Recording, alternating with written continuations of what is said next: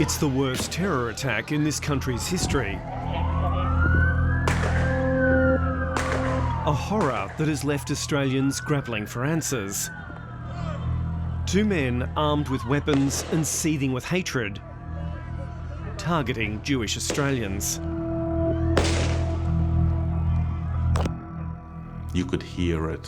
You could hear the projectile, and he was just shoot, reload, shoot, reload. He's still on the bridge, bro! Four Corners has pieced together a definitive account of the terror, in the words of those who experienced it and those who lost loved ones. People were being shot, people were dying. If you got up, you would be dead. I was screaming to her, like, Matilda, Matilda, and she was still conscious, like, and she could just told me that it was hard to breathe. This isn't about surviving now. It's about how I'm gonna die and how's Shemi gonna die. Amid the horror, those who ran into the gunfire and heroes who protected their loved ones. He died protecting my mom, being a proud Jew, lighting for light. Families of the victims and the friends just need to know that there was people tirelessly working to save their lives. How are you bearing up? Not great. It's horrific. On Four Corners, a two-part special series on the massacre that shocked this country. Next week, the secret lives of the gunman and the intelligence failures in the lead up to the attack. In this episode, we speak to survivors of the slaughter and the families of the victims, and we explore how Australia is dealing with the scars from that December day.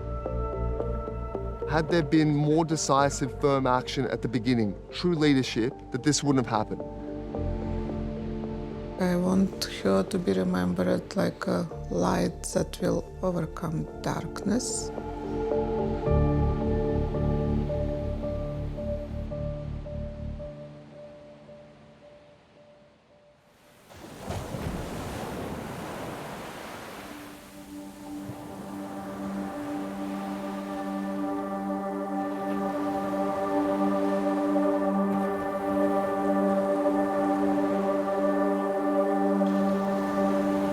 The sun is starting to dip on another stunning summer's day at Australia's most famous beach.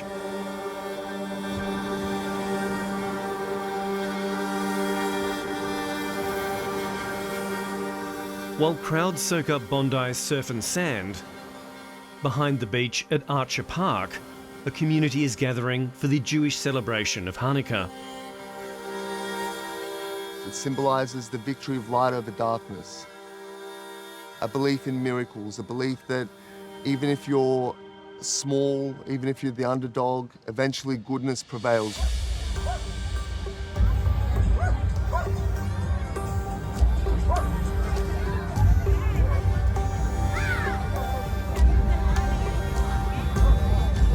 For me, this event was always something to, like, where we go with kids. They love it, you know. Since Matilda was born, we went there every year. 10-year-old Matilda is the daughter of two Ukrainian Jews, Michael and Valentina, who came to Australia for a better life. And when she was born, they named her in honour of this country. We were thinking of the name, and Matilda came to me. Matilda, it's such an Australian name. It has, you know, the wealthy Matilda, Matildas. For me, it was always associated with Australia. I thought it'd be a great name. This is the 31st year the lighting of the Hanukkah candles has been held at Archer Park. Also enjoying the food and festivities is Israeli tourist Kobe Farkash. Just to feel Hanukkah. The Hanukkah celebration has a special emphasis on family. It was lovely. We walked in, it's just a whole bunch of kids, mostly young and old, so little babies.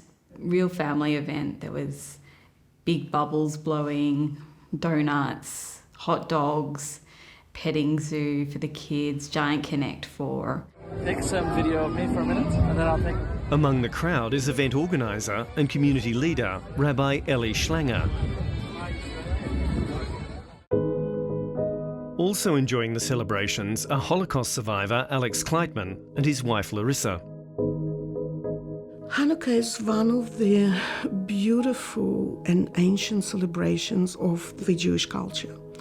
It's just the beautiful tradition to be surrounded by Jewish people or any people and to celebrate light against darkness. For annual attendees Reuven and Leah Morrison, Bondi is a special place. My parents met on Bondi Beach as two Russian teenage refugees. My mum was 16 and my dad was 17. For Bondi local Jessica Chapnik-Khan, this Hanukkah gathering is something her 5-year-old daughter Shemi refuses to miss. She dragged me out of heat, dragging me by the arm. I want to go to the Hanukkah party. I want to see the Hanukkah party. We were meant to be there. For 10-year-old Matilda, one of the highlights is getting her face painted. She wanted a dolphin, and she was so happy. When they finished, she asked me to take a photo, and she asked me to take a photo from one side and then from another side. Like, you know, it was so cute, and she was really happy.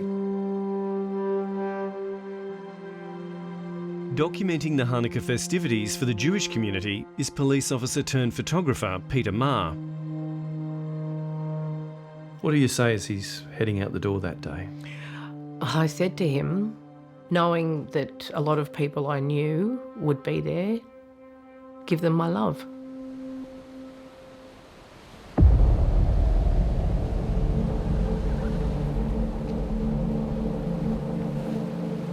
But as the Jewish community celebrates by the beach, a darkness is about to descend. Two men, a father and son, are pulling up on Campbell Parade, just metres down the road. 50-year-old Sajid Akram and his son Naveed have driven from their Airbnb in southwestern Sydney with 2 shotguns, a rifle, improvised explosive devices and 2 Islamic State flags. 24-year-old Naveed Akram walks onto the footbridge overlooking Archer Park and opens fire.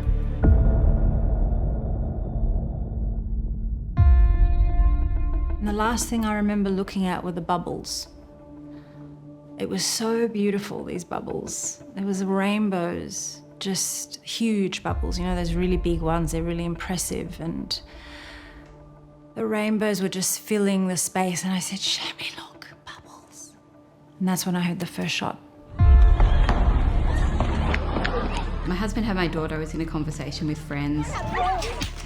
I knew that my son was with his other grandma, and I went to go look for them. I heard a couple of very, very loud bangs. I'm not familiar with the sound of gunfire. I've never heard it before in my life. For Israeli tourist Kobe Farkash, who is filming as he flees, it's a narrow escape. His footage captures 27-year-old French engineer Dan El-Kayam also running away right next to him. What happened to him? He's shot. He's killed. He's died, but because of the terror. So you're at the perimeter. Another who's hit in the opening barrage is Yankee Super, a medical volunteer on duty at the Hanukkah event. All of a sudden I felt a zap in my body, and I just fell to the ground like in slow motion. I fell, and then everyone started screaming as people started running. I figured quite quickly I was shot, but at first, like, what just happened to me? And then, yeah, within seconds, the gunshots and everyone running.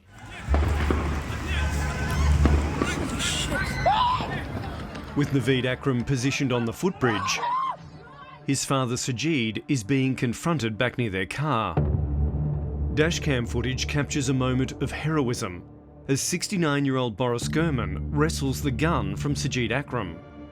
Both Boris and his wife Sophia are then shot dead.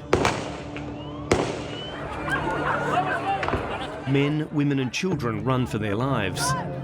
But for many of those celebrating Hanukkah in Archer Park, there's nowhere to run to. They are pinned down and trapped. Where's the fucking police, you fucking bastard?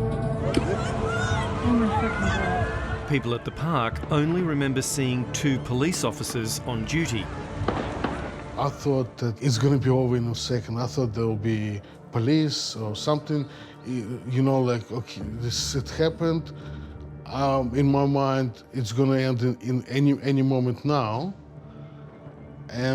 But the shooting just kept happening. Jessica Rosen is separated from her husband and 2 children. Then I saw someone in front of me fall and they were bleeding. And I understood it was no longer okay for me to be running around. It was no longer safe. Caught sight of a little girl. She was screaming for her parents. Didn't have my own kids with me. But I took maybe 5 steps towards her. I grabbed her, ran back to the chairs and lay down behind the chairs. Covered the little girl with my body and stayed there while the shooting went on.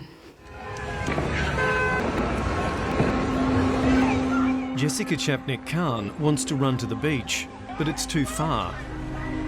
So she takes shelter with her daughter Shemi behind a low concrete barrier. My instinct was to cover every inch of her body with my body. I don't know how I covered her. And there were other children under my legs and parents screaming. Children were just losing it and popping their heads up. But Shemi lay still, flat. She didn't say a word, she didn't move. And I did my best to contain the children that were there just with my legs. The Akrams are on the footbridge as a police car shrieks by. Sajid Akram then descends the footbridge stairs towards those cowering in Archer Park. I am pinned down behind several rows of chairs. I am lying on top of this little girl. There are 2 shooters, one on the footbridge, one pacing around in front of the fencing. It seemed casually, seemed like he was smiling. People were being shot, people were dying. If you got up, you would be dead. As Sajid Akram prowls and fires from just metres away, Jessica Rosen tries to calm the little girl. I got you. I got you. I got you. I got you. I got you. I knew that I needed to be calm for myself, and I knew that I needed to be calm for her. She asked me what's happening. She asked me who I was. She asked me where her mummy and daddy was quite a lot of times. She said she wanted her mummy, she wanted her daddy. Told her I understood that and that we were just going to stay here for a little while. We're going to stay here and we're going to be nice and safe. No one's going to hurt us, okay? Can you hide? Yeah, we can hide, baby. They can hide, but for some it's no protection from the bullets. Oh, that guy has got shot. Oh my God. A woman lying 1.5 meters away from me. She was shot in the head. I saw her body must have turned with the impact. She was not a woman anymore, she was a body. Could have been me. We couldn't move. We needed to stay where we were. Was lying on top of the little girl trying to shield her view, so I really hope she didn't see. Get down! Get Another parent at the Hanukkah event is Leon, who threw himself on his youngest daughter when the shooting started. I had a few of the bullets, particularly from the gunman up on the bridge, fly just past my head. You could hear it. You could hear the projectile. Also, the other gunman, the older gunman, he was just shoot, reload, shoot, reload. Wounded and on the ground, medical volunteer Yankee Super is in serious trouble. The bullet went in my back and missed my spine by about 2 centimetres, but the shrapnel collapsed my right lung. Straight away, blood started pouring out of my nose and mouth, and it became difficult to breathe and very difficult to talk as well. At that point, I grabbed my radio. All right, 10-4, where are you bleeding from? Distressed and breathless, Yankee makes an emergency call. 23, you need to calm down and try to stop the bleeding.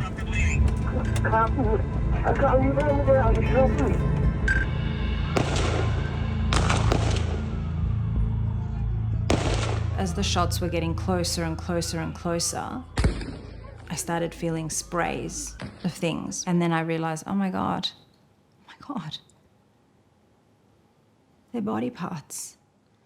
Before that, I'd been like praying and kind of, wanting to survive. And when that spray came over, I realized, oh, this isn't about surviving now. It's about how I'm gonna die and how's Shemi gonna die. Are they gunshots? Yeah. Where is he? I wouldn't go out to be careful. From his home over the road from Archer Park, freelance cameraman Nick Castellaro hears the rapid pops of gunshots. And I got up and I was coming down and people were coming in and... So people from over the road were taking shelter here? Obviously taking shelter. And I got here and I looked across the road and I saw the Jewish festival and I knew what was going on. For this veteran who has worked around the world, there is just one thing to do. The only decision I had to make was what camera do I take? I knew this was a major event. Inching towards the source of the gunfire, Nick Castellaro will capture the chaos, carnage and cruelty of Sajid and Naveed Akram's terror attack from just metres away. Among those under fire in the park are Alex and Larissa Kleitman. Amid the barrage of bullets, Alex moves to cover his wife of 57 years with his body. He always described Mum to be the love of his life and his whole life, and that he would do everything to protect her. And I think this is what he was doing, making sure that he close to her, near her, provides this shield to protect her.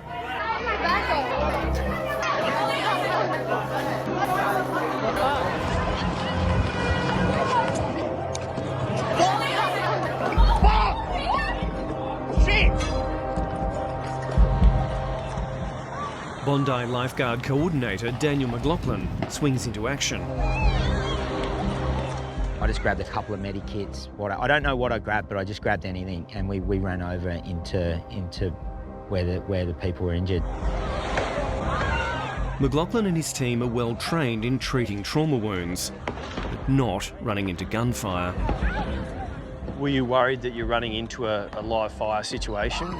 100%. I could hear the shots going off while our lifeguards are in there, and we were running into it, hearing it. The police were telling Mouse to duck down and take cover. And there was a lot of screaming. It was mayhem. Amid the mayhem, as Jessica Rosen lies on the ground shielding an unknown child from the gunfire, she hears from her husband. My husband sent me a text to say that he was safe, that he had my daughter. This is while the bullets are being fired? Bullets are still firing. We both understood that it would not be wise to call. I texted him back saying that I have a little girl and she's not mine. Someone has been shot. At that point, I was actually physically dripping blood onto my phone. I took a photo, a selfie of myself to see where I was injured, if I was injured. Michael and Valentina are separated from Matilda and their other daughter, 6-year-old Summer. They are desperate to find them. And then I saw Matilda, she actually ran to where we were sitting because she got scared, and then I was screaming to her like, Matilda, Matilda, and I started to crawl around those chairs to where she was, and that's when I realized that she was hurt. I took my shirt off, I was trying to, cover the wound, and I was trying to pull her out. We were just trying to calm her down, trying to tell her, please, just wait, this help will be coming soon. And she was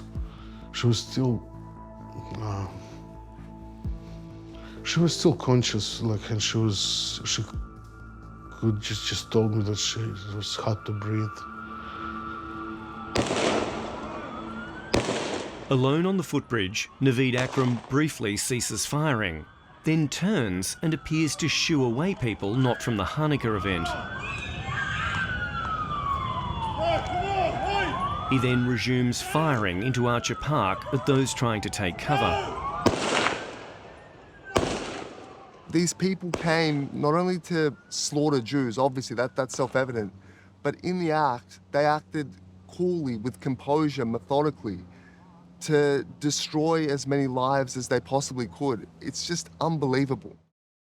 As everyone takes shelter, 62-year-old Reuven Morrison decides to take action. Reuven is a family friend of ours. He walked through the middle of active gunfire. I didn't understand what he was doing at the time. I yelled at him to get down, but he was just walking into danger. Through all the gunfire, my father gets up. He saw no one was doing anything, so he got up himself to protect. He's running through the crowd and he's rediverting the terrorist. Creeping closer to the footbridge, freelance cameraman Nick Castellaro films the chaos and carnage in the park before panning his camera to capture an act of great courage. Tackling Sajid Akram, Sutherland tobacconist Ahmed Al-Ahmed manages to disarm him. Yeah, somebody got it. The tackle, he came flying into the frame, and then the guy takes the gun off him and he's standing in front of him. The terrorist, for want of a better word, falls out of shot, and I thought he'd shot him because there was the sound of another gun. But as it happened, he hadn't shot him. He hadn't.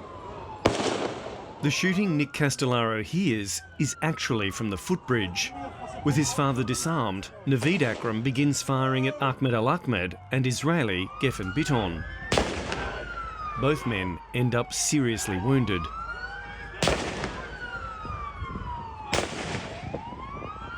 As Akram retreats back towards the footbridge to rejoin his son, Reuven Morrison charges at him.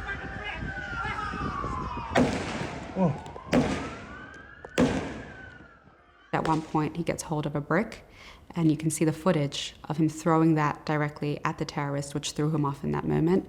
He saved lives, he saved moments, he gave people time to flee, time to hide, and to be able to leave with their lives. Having thrown something at Sajid Akram, Reuven Morrison is then shot and critically wounded. How proud are you of your father? It's just so him. It epitomizes how he lived his life. He did incredibly brave, incredibly heroic, incredibly selfless thing, because that's the sort of person that he was. He walked in he put himself in danger to try and save others, and he did. You think he saved lives? I do. For Jessica Chapnick-Khan, a survival instinct has kicked in. Like thought, this is our moment. I'm not letting her die in this. This isn't how she dies. This isn't how we die, in horror, in wailing, in gunshots, in splashing body parts, And I whispered, well, I don't think it was a whisper, but it was right in her ear. I said, Shemi, go inside yourself. Go to your heart where all the love is and stay there. Stay there, my baby. Stay there. And I felt her instantly just melt into me. Like she heard me. I knew she'd heard me. By now, Nick Castellaro has joined police officers who've arrived on the scene. Suddenly, Naveed Akram swings his weapon in Nick's direction. He then seems to gesture for the cameraman to go away. So where were you, Nick? I reckon it's about here, because I could see this cat's eyes, mate. Like, it was, you know, it was that close, and because I was moving around a bit, I know that annoyed him, because he's actually gone to me, fuck off, and then had a shot. He's on the bridge, mate. He's on the bridge. He's shooting at us. Fucking take a shot. You get a look at him. Get down. Get out of his face. In the chaos, Nick Castellaro tries to help the police track the gunman's movements. They were pinned. They didn't have line of sight to this guy. He's facing. He's got his back to you, bro. He's on the bridge. So I was doing my best to just say, like, he's coming our way, or, you know, he's got his back to you, or, you know. He's still on the bridge. He's still on the bridge. With Sajid Akram rearmed and rejoining his son on the footbridge, police are closing in and firing back, causing the gunman to begin taking cover. One of the officers is Detective Cesar Barraza. Suddenly, the older Akram falls, most likely shot by Barraza. The younger Akram swings round and begins firing in the detective's direction. Intent on the murder of innocents, for Naveed Akram, there will be no surrender. Fucking die, cunt! Die!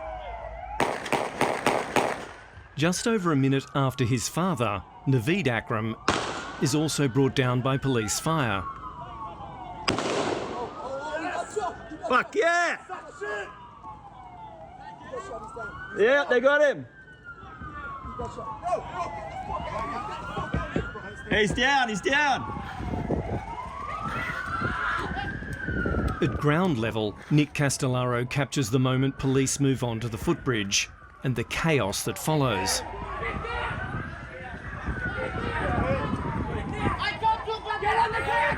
One bystander is, for a moment, suspected of being part of the shooting. Another man swings a kick at him. And it kind of went from one explosive situation to another, and it was really just crazy, mate. Just crazy.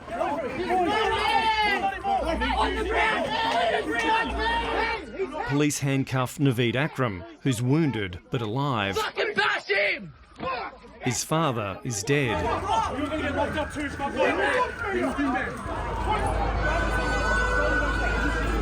From the footbridge, Nick Castellaro moves back to Archer Park and a scene of horror.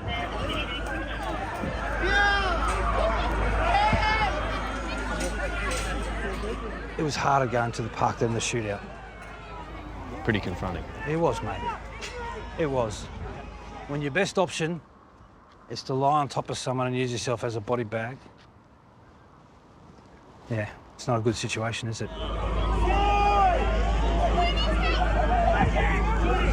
One of those who used herself as a human shield, in her case to protect a small child she didn't even know, is Jessica Rosen. I didn't move until the girl's dad came. He was crouched. He said, "You've got my little girl." And then she said, "Daddy." I was very, very happy and relieved to give her to her daddy. That was the first sort of sign that maybe things were okay. Stay down! Stay down! Stay down! Get the fuck down! Are you okay? Where have you hit? Multiple people injured. I need assistance now. Among the wounded getting treatment is medical volunteer Yankee Super. Yankee, we're leaving it. Okay, be quiet. Okay. Having sheltered behind a low barrier for what seemed like an eternity, Jessica Chapnick-Khan now has another horror to confront with her daughter. And we got up and I said to Shemi, close your eyes, do not look around. She said, why? And I said, because we're walking forward. Mum and Shemi are walking forward and we're leaving and we don't need to see anything else. And I got up and she did exactly what I told her. She put her head right here and I looked around and I couldn't believe what I saw, that what I was feeling was a reality, that this was a reality, that this entire bloodbath was a reality. And we walked over the bodies and I walked straight just forward and there was a policeman there. And I said, what do I do? And he said, run home.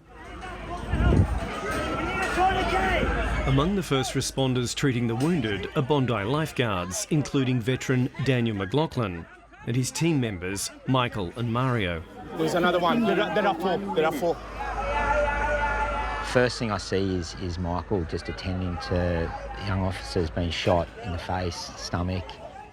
Horrific injuries on people. Some of the little things would stick with you, and one of them for me was having to remove the defib off for a patient that was deceased in front of their family to put on another person, and taking that off was, I knew in that moment that was a hard thing for me to do, and they just wanted help, but I had to take that off to put on someone else to try and save them. He's gone, brother. You come. Volunteer lifesavers have tried desperately to save Shayna Gutnick's father, Reuven Morrison, who confronted the older gunman. Reuven has multiple gunshot wounds. Thank God the Sydney lifeguards had run in, incredible heroes, putting their own lives at risk to help others. They were doing CPR, giving him precious moments of life. Through this time, he's still responding. He's responding his name.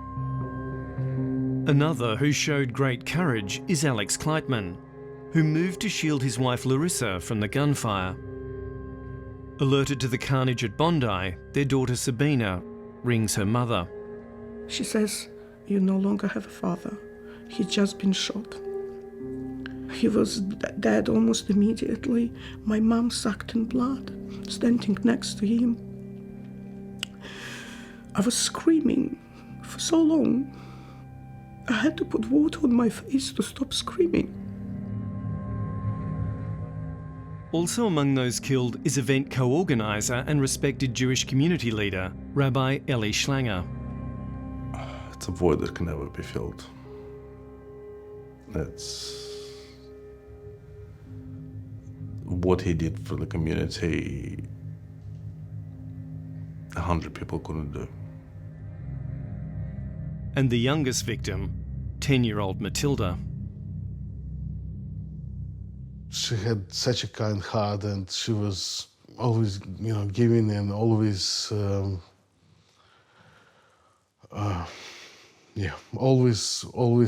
always happy. She was always happy. Just remember her as smiling, happy 10-year-old Aussie girl. The New South Wales ambulance have been coming and going as they triage and get the people the care that they need. Virginia Wynne Markham has seen the news on TV and has been desperately trying to contact her husband, event photographer Peter Marr, for hours. After 2 phone calls with police, I got a call at 1:04 in the morning on Monday, and it was from the community liaison officer. And she said, is that Virginia? And I said, yes. And she said, are you at home? I said, yes. She said, I'm on my way. So the liaison officer comes here and... Yeah. And it's the worst news you could ever... Yeah. She said, well, I can confirm that Peter was shot, and she gestured to this region, and she said that he passed on scene. That I think words to the effect of when first responders reached him, they knew there was nothing they could do.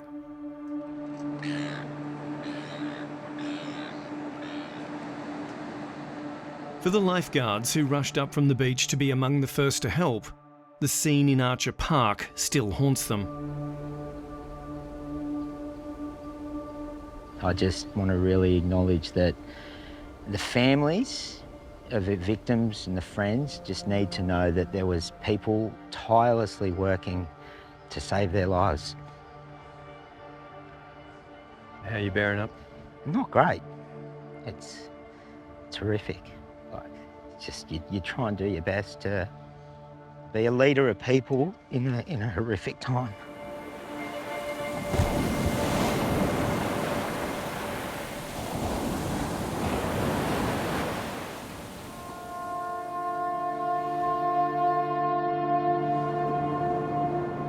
The worst terror attack in Australian history has left 15 innocent people dead and 40 injured.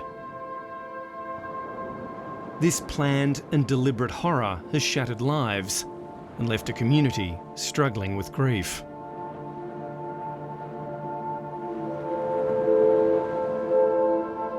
What has always been a paradise and a place of enjoyment is now a crime scene and a site of national mourning. Bondi is a place where everyone is welcome. This violates, I think, the very heart of Bondi. The Jewish community, I cannot speak for how devastated they are. The grief, the fear, the anger, it is so deep right now. People are saying, am I welcome here at all? I met someone today, 8th generation Australian, saying, I don't know I can stay here anymore. This is the level of, I think, trauma that people are feeling.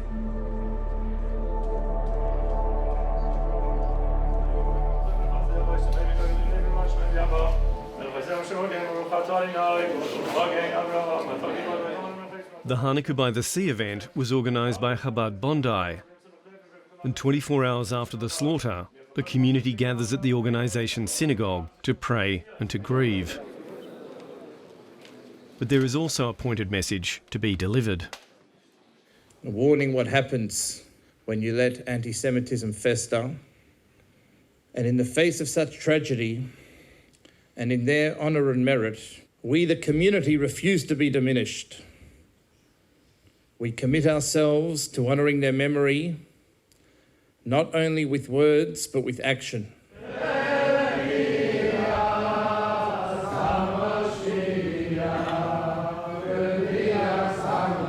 Community leaders say levels of anti-Semitism have soared in the past few years. Alex Rivchin from the Executive Council of Australian Jewry has felt it firsthand, with his former home vandalised and nearby cars torched.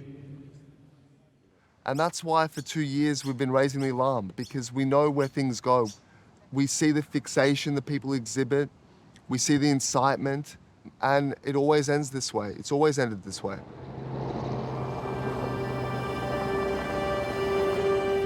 Following the October 7 bloodbath by Hamas that left 1,200 Israelis dead, and the subsequent Gaza war in which Israel killed tens of thousands of Palestinians, mostly civilians, members of the Jewish community say anti-Semitism in Australia reached unprecedented levels. Post-October 7, it became more real, became more possible. There was more visible anti-Semitism coming from new fronts. There became a new vector of very, very strong anti-Israel sentiment, which sometimes spills over into anti-Jewish sentiment, anti-Semitic sentiment. That was new. People were scared of it, but I'd never thought it would end in violence. The government appointed a special envoy to combat anti-Semitism who came up with a comprehensive strategy which has not been implemented. I can't help but conclude that had there been more decisive, firm action at the beginning, true leadership, that this wouldn't have happened.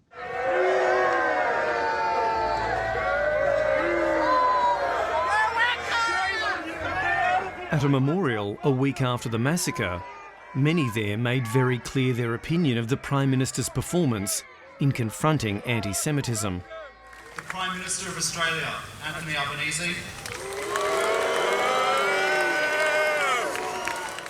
I firmly believe, from my personal relationship with the Prime Minister and my dealings with him, that he's a good and decent human being. He abhors racism, anti-Semitism. After the attack on my old home, he was one of the first to call, and I could hear in his voice that he was shaken and he was distressed by it, and I know that's sincere. I have no doubt about that. But we need a Prime Minister to lead, to show leadership, to go beyond what's politically expedient, what the party room says, what this faction says. That's what leadership is. It's about transcending that, going beyond that. There was so much anti-Semitism that was allowed to grow unchecked. There was no consequences. And that was a green light to all the anti-Semitism that was underground to suddenly come to the surface. Or why our synagogues... The Prime Minister declined an interview request from Four Corners.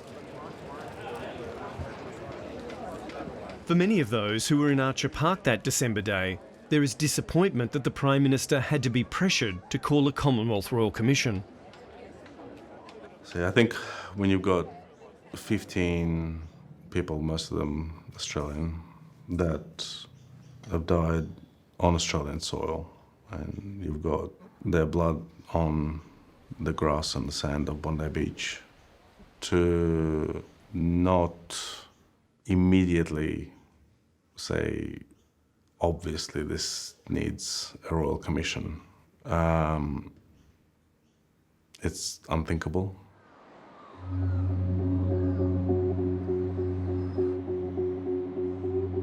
"5 weeks after the Bondi massacre, the federal parliament passed hate speech and gun reform laws. We cherish the promise. At a day of mourning that same week, the Prime Minister apologised to the Jewish community for failing to keep them safe. I am deeply and profoundly sorry that we could not protect your loved ones from this evil. The New South Wales government has moved to crack down on protests by giving police more power to ban street demonstrations for up to 3 months. In a move that has been condemned by civil libertarians, the Premier also wants some chants and statements banned. I'd like to see globalise the Intifada banned. I mean, this is globalising a violent resistance. So not Gaza, the West Bank, Israel, the Middle East, but here in Australia. And ultimately, didn't we just see what globalise the Intifada means? How much of a fine line is it, though? Yeah, I mean, I'll be honest with you. We don't have the same free speech rules that they have in the United States. We don't. They're different here. And criminalising it so that we can protect not just individuals who have a fear of walking down the street and being racially vilified, but also a recognition that we've got people from around the world, from different races, different religions. We come to Australia, we live side by side.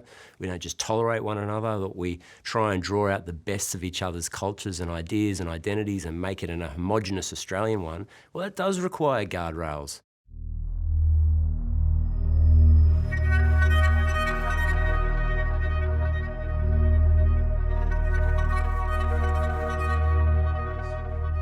My dad was killed for who he was.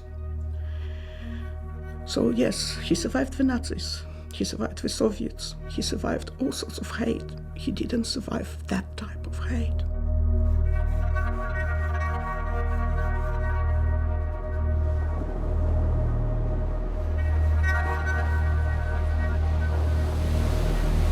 In the face of hate, thousands have gathered at Bondi Beach in a show of unity and in support of the Jewish community.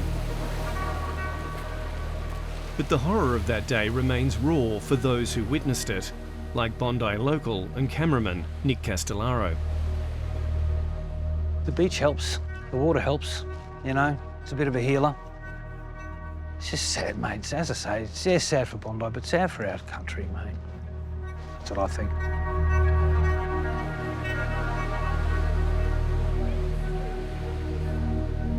Shana Gutnick's parents met at Bondi Beach. And it's where her father Reuven died, defending the lives of others. For us, it's a place that's at the same time filled with Jewish blood, but an iconic Sydney landmark where so many heroes rose up on that day gave their lives up for others, ran through the shooting to protect, to save, and to help. So at one hand, we have the absolute massacre that occurred there, but we have so many stories of light and heroism coming forward. And for the professional lifeguards and volunteer lifesavers who work at Bondi and who rushed in to help that day, a simple message to the families who lost loved ones.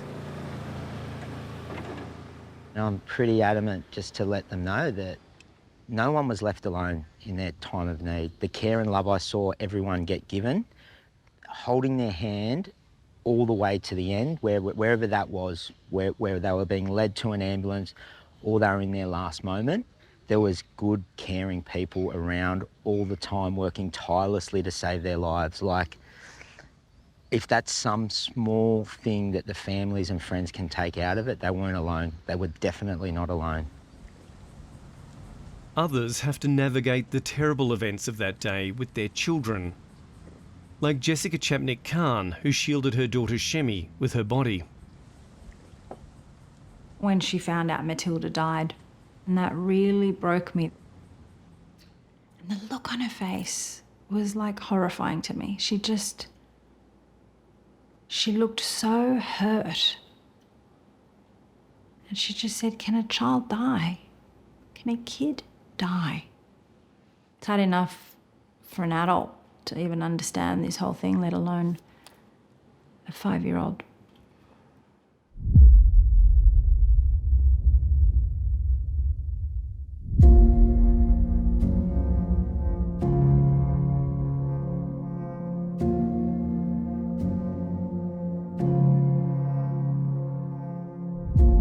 The Jewish 30-day mourning period, known as Shloshim, is coming to an end.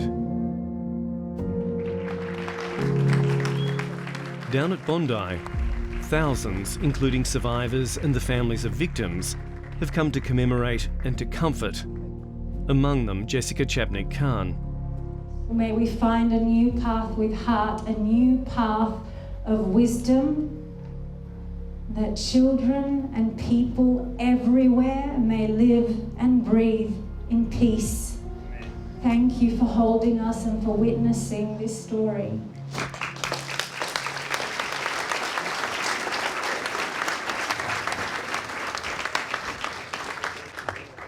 They didn't die helpless. Every day during the 30-day mourning period, the names of those who were killed have been read out. Reuven Morrison, 62 years of age.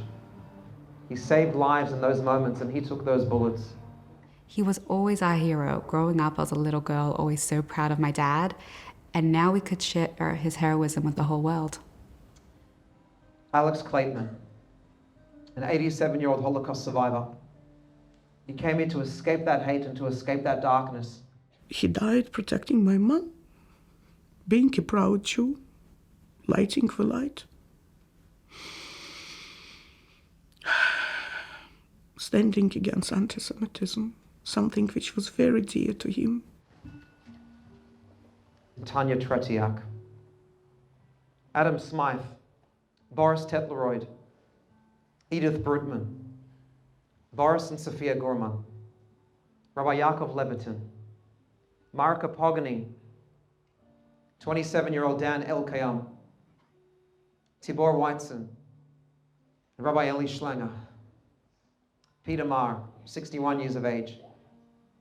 He was doing what he loved among people who knew him and in some respects loved him. When I found out that that last photo of young Matilda with the bubbles, that Peter had taken that, it warmed my heart that there was such a joyful photo, a remembrance of her.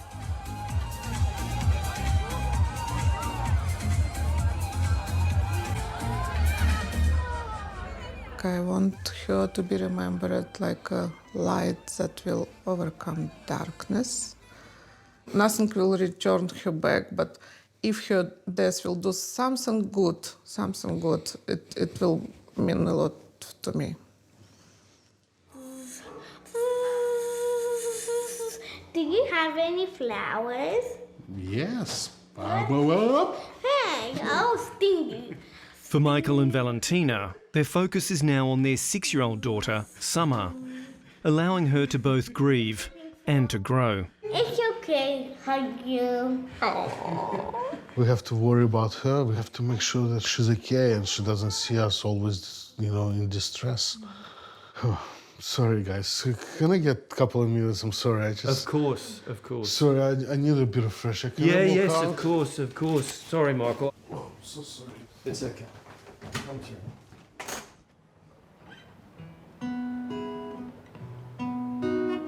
My family went home that day and they lit candles. And they lit candles every day of Hanukkah, even when it was hard. Once a little bright girl played by the ocean shore under the shade. There is light, and I have been so grateful and overwhelmed by the outpouring of love and support, and we refuse to believe that darkness is going to overcome light. We won't let it. Up in the night sky, her smile is shining bright as day. I hope and I'm glad that this song will be connected to our Matilda for maybe, for the future, because this song is connected to Australia, and I feel like, like our Matilda will be remembered through that song and connected forever. Waltzing Matilda, waltzing Matilda, you come waltzing Matilda with me. And she sang and she laughed in the dancing flames of Hanukkah. You come waltzing Matilda.